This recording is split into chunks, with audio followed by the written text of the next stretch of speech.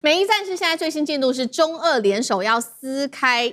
這個經濟低地我們等一下來看細節。中國大陸的時候呢，這個部分不甩制裁，俄羅斯的部分則是狂補跟伊朗之間的南北鐵路。貝森特美國財長這時候提出的5大招又不敢重打北京。等一下就這些議題我們會做深度的分析。好，先來看到川普聲稱的說要給伊朗下一場的就是經濟版的諾曼底登陸，到底實施的效果如何呢？貝森特已經公布了細節，鎖定的就是伊朗5大領域要來進行制裁跟封殺。這5大領域涉及到數位資產、科技、黃金、航空跟航運等等，警告全世界，如果有誰敢繼續跟伊朗做生意的話，未來就會直接被踢出美元的金融體系。好，在這個消息確認之後，市場的第一個反應竟然是油價直接下跌。分析師是這樣說的，他們說呢，貝森特你提出了這麼多的一個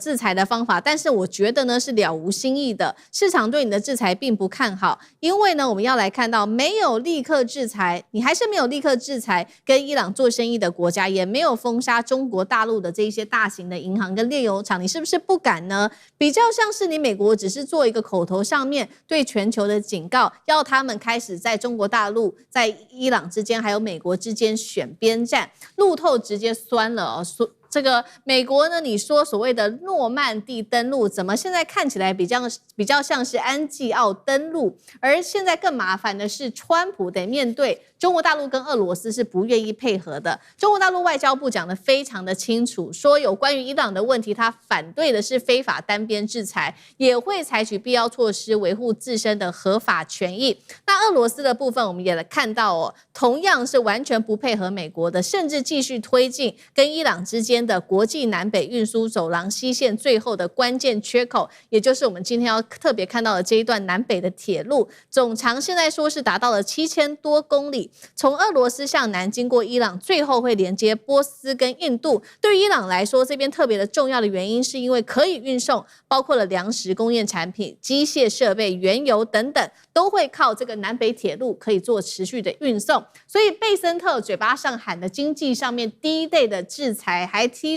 提出了5大領域，說任何國家幫忙就會被踢出美元體系。但是中伊又同時在替伊朗建立另外一條生命線嗎？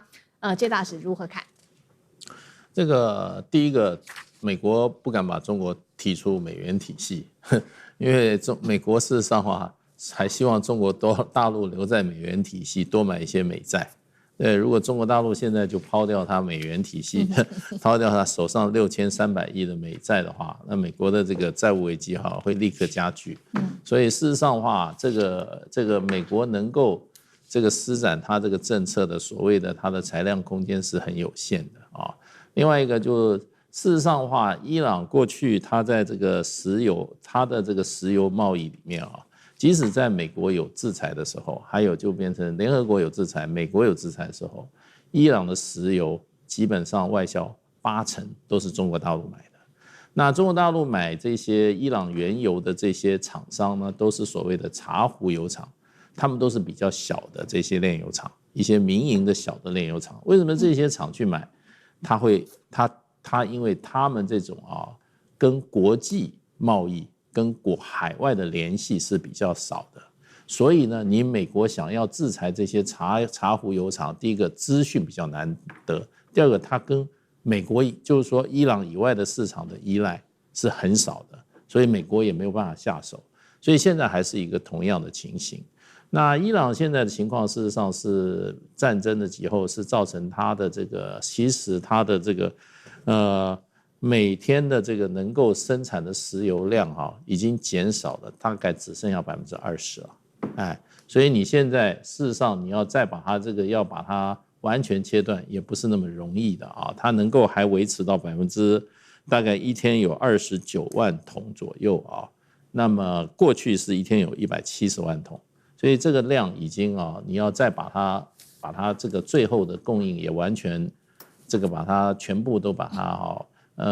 壓擠掉也不是那麼容易的，因為這表示它還是有它的一些市場刚性的市场。你美國跟伊朗打了那麼久的戰爭，也都沒有辦法消除。是。那所以第一個，中國大陸這一方面，它就已經造成一個大漏洞了。另外就俄羅斯，俄羅斯跟伊朗之間可以以物易物，而且他們過去很長一段的時間的話，就形成了一個貿易鏈，基本上已經不用美元了。因為俄羅斯的整個貿易政策就是擺脫對美元的依賴，所以這一條線路美國也沒有辦法，無能為力。所以基本上有中俄兩國繼續跟伊朗進行各種的這種貿易跟經濟往來的話，美國這一次什麼 D Day 啊或者 F Day 啊，注定失敗。好，那另外一方面我們也知道說，這個伊朗喊話說要跟這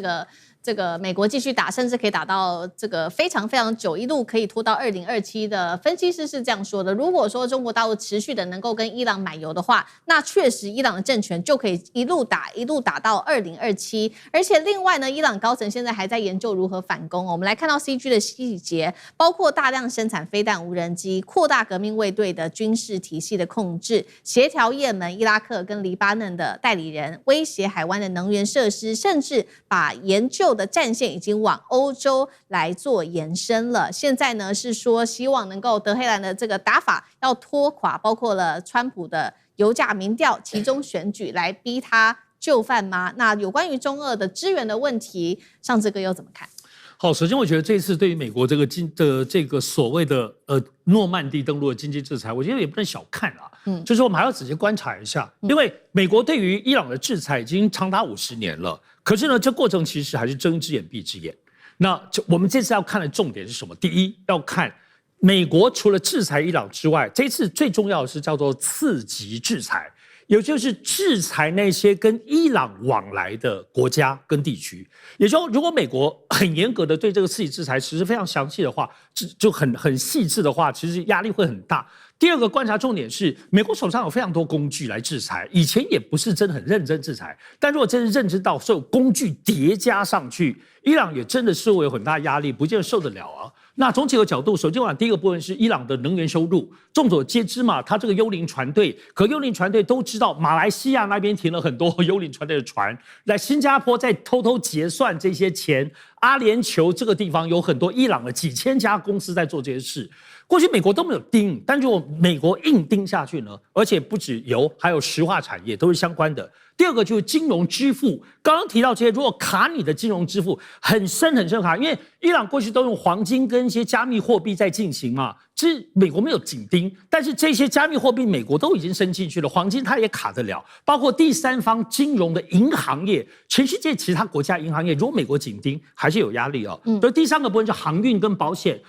伊朗還是要買一些這民生物資等等的，如果它的貨輪這些保險不給你，你就運不了，所以這個東西都還可以殺下去。第四個是它這些工業的這些所謂的設備零組件，還有一些民生的藥品，那它的一些煉油廠也都是要有這些零件，所以這些東西如果真的美國下定前就要殺的時候，其實我覺得也是蠻恐怖的。所以剛剛除了大家講中國跟俄羅斯，當然是它的最後的要支撐的，可知道中國一定是低調啦，都是只能幫助伊朗的基本盤，不可能加碼。俄羅斯現在也想加碼，但是烏俄戰爭之後他沒什麼力氣。現在還有第三個可能是什麼？就是金磚國家的銀行的融資。那這個部分他伊朗已經加進去了，當然這裡頭也有美國還是會往這個次級國家打下去，但這裡頭好像有第三條路值得注意哦。所以伊朗總體來說面對的，其實你不要覺得中國、俄羅斯對他這些都是國際上都是利益，伊朗要進行的是一種抵抗式的生存，所以要看他內部韌性可不可以。但美國如同說的，到底會殺下去嗎？因為你一直殺伊朗殺到死，